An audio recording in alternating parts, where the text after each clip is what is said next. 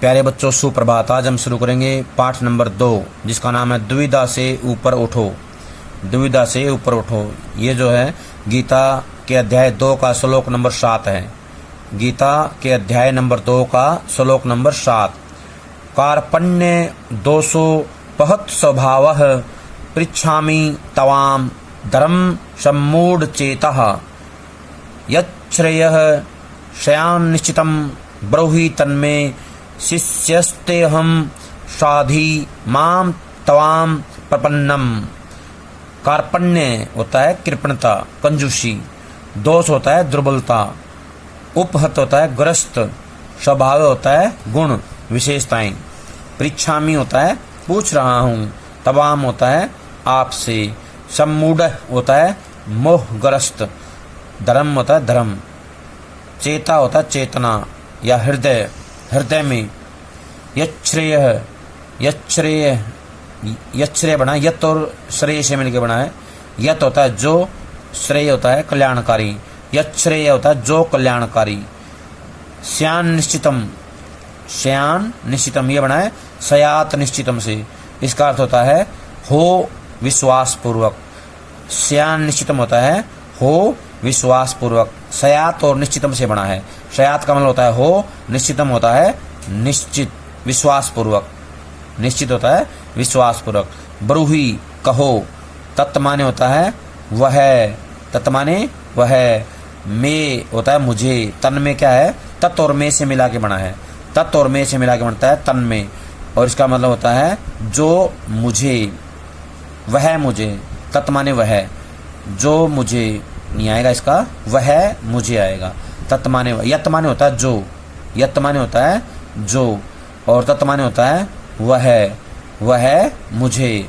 ते का होता है आपका। क्या होता है? आपका। अहम, अहम होता है मैं।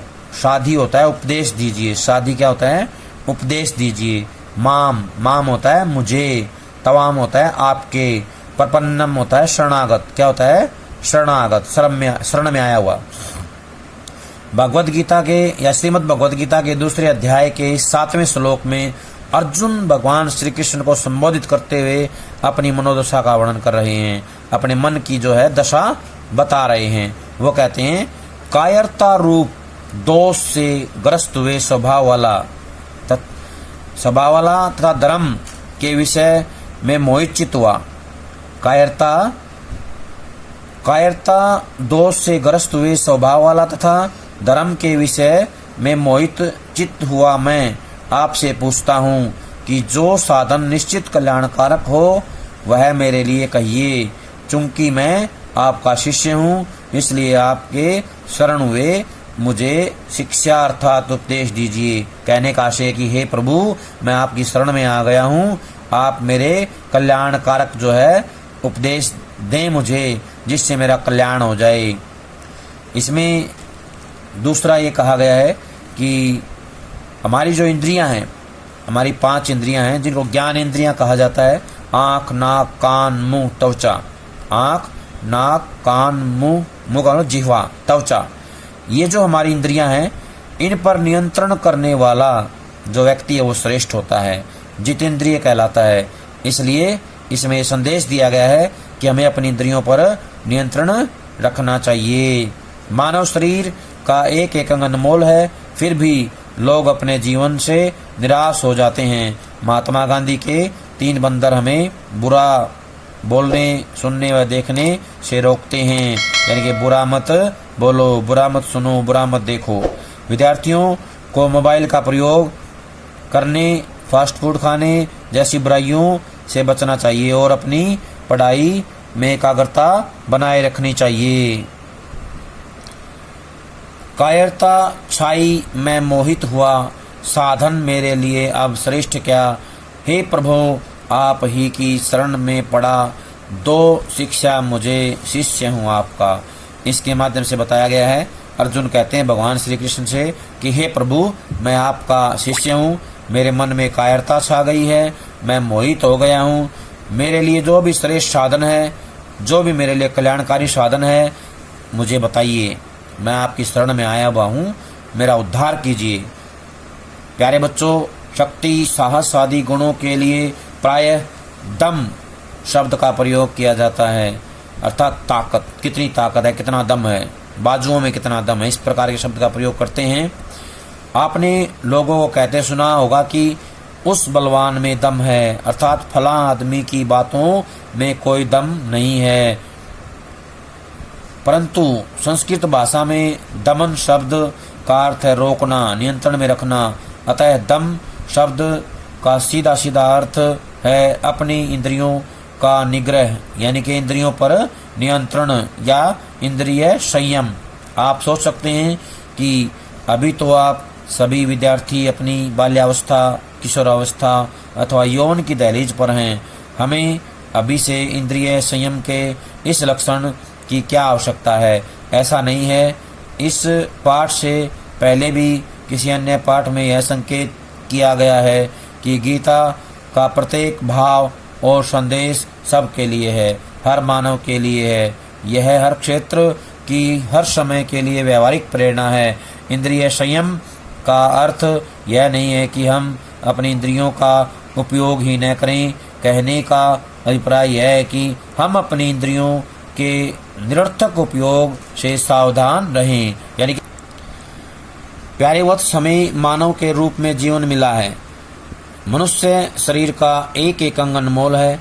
विश्व के किसी भी बाजार में मानव शरीर के अंगों का कोई विकल्प नहीं है, यानी कि इनका कोई दूसरा साधन नहीं है।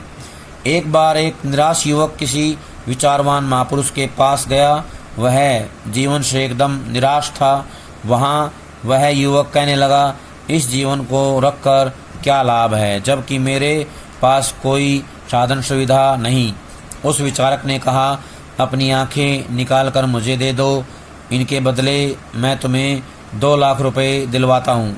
युवक ने सोचा, यह कैसे हो सकता है? आंखों के बिना जीवन सोचकर भी डर रहा हूँ। उसे इस प्रकार सोच में डूबते देख उस विचारवान महापुरुष ने उससे पुनः कहा, अपने हाथ मुझे दो, मैं तुम्हें 5 लाख रुपए दिलवाता हूँ। उस महापुरुष ने उसे निरुत्तर देखकर फिर कहा, अपने दोनों पांव दे दो, 10 लाख रुपए दिलवाता हूँ। उस महापुरुष के ऐसे वचन सुनकर परेशान हो चुके युवक ने कहा, ये कैसी बातें कर रहे हैं आप? विचारक मुस्कुराए और कहने लगे, भाई, मुझे आपके आँख, हाथ, पांव आदि अंगों का क्या करना है? मैं तो यह समझाना चाहता हूँ या चाह रहा हूँ कि जब शरीर का एक एक अंग इतना अनमोल है, लाखों रुपए भी उसके समक्ष आपको तुच्छ लग रहे हैं, तब इनका सदुपयोग करने का संकल्प करो, निराशा दूर करो, सन्मार्ग पर आगे बढ़ो। भगवान आपकी सहायता अवश्य करेंगे। प्यारे बच्चों, आपने महात्मा गांधी के 3 बंदरों के बारे में अवश्य सुना होगा। उनके 3 बंदर यही संकेत करते हैं, बुरा मत देखो, बुरा मत बोलो, बुरा मत सुनो। ये जो हमारे इंद्रियां द्वार हैं, इन्हीं के द्वारा बुराई हमारे अंदर प्रवेश करती हैं। इसलिए गीता के दूसरे अध्याय में भगवान श्री कृष्ण ने कछुए का उदाहरण दिया है कि जैसे भय की आहट पाते ही कछुआ अपने अंग समेट लेता है, वैसे ही जहाँ से बुराई की आहट सुनाई दे वहाँ से आंखें मूंद लो, अर्थात अपनी इंद्रियों को उस बुराई के संपर्क में न रहने दो। जब आपको यह लगे कि यहाँ बोलने से क्रोध भड़केगा और वातावरण में दुर्भावना, कलह बढ़ेगी, तो वहाँ तुरंत मौन हो जाओ, आदि आदि। प्यारे बच्चों, यही बात हमारी जिह्वा अर्थात जीभ पर भी लागू होती है। जो खाना हमारे स्वास्थ्य को बिगाड़ता है अथवा खाने के बाद स्वाद के आगे प्रश्न चिन्ह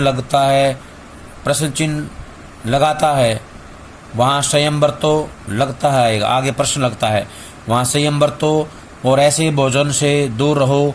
आजकल बहुत अधिक फास्ट फूड आदि का प्रचलन ऐसे प्रश्न खड़े भी कर रहा है। हम समाज में देख रहे हैं कि छोटी अवस्था से ही बच्चों के स्वास्थ्य बिगड़ते जा रहे हैं। इस समस्या का एक ही समाधान है, खाने के लिए न जिएं, अपितु जीने के लिए अच्छा सात्विक स्वास्थ्यवर्धक भोजन करें।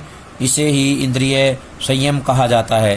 प्रिय वत्स, आपको यह जानकर हैरानी होगी कि विद्यार्थी जीवन काल में भी संयम आवश्यक है।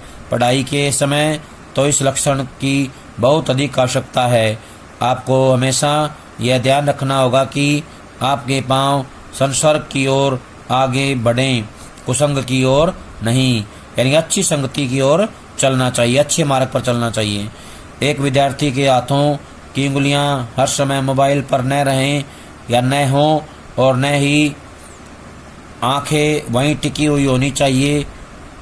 यदि पढ़ाई के समय आपका ध्यान मोबाइल या इधर उधर की कुसंगति में लगा रहा तो पढ़ाई में एकाग्रता कभी नहीं बनेगी। गीता की व्यवहारिक सोच को पहचानो और आगे बढ़ाओ, तभी आप जीवन में सफलताएं प्राप्त कर सकते हो। कहने का आशय है कि आज वर्तमान समय में भी हमें गीता के इस अध्याय से शिक्षा लेनी चाहिए। संदेश देते हैं हमें कि इंद्रियों पर नियंत्रण रखना चाहिए। हमारी आँख है, हमारी जिह्वा है, हमारी नाक है, हमारे कान हैं, इनका हमें संगति, अच्छी संगति की ओर जो इस्तेमाल करना चाहिए, बुरी संगति से हमें बचाना चाहिए। जब भी हमें कोई आहट मिले बुरी संगति की तो हमें जो है पीछे हट जाना चाहिए, वहाँ से दूर चले जाना चाहिए। तो इसका सभी को अच्छे से अध्ययन करना है पाठ का, और यहाँ जुड़े हुए प्रश्न जो है याद करने हैं। जब तक अगली वीडियो नहीं आती तब तक इसको अच्छे से समझ लें और इसके प्रश्न उत्तर याद कर लें। सभी का बहुत बहुत धन्यवाद।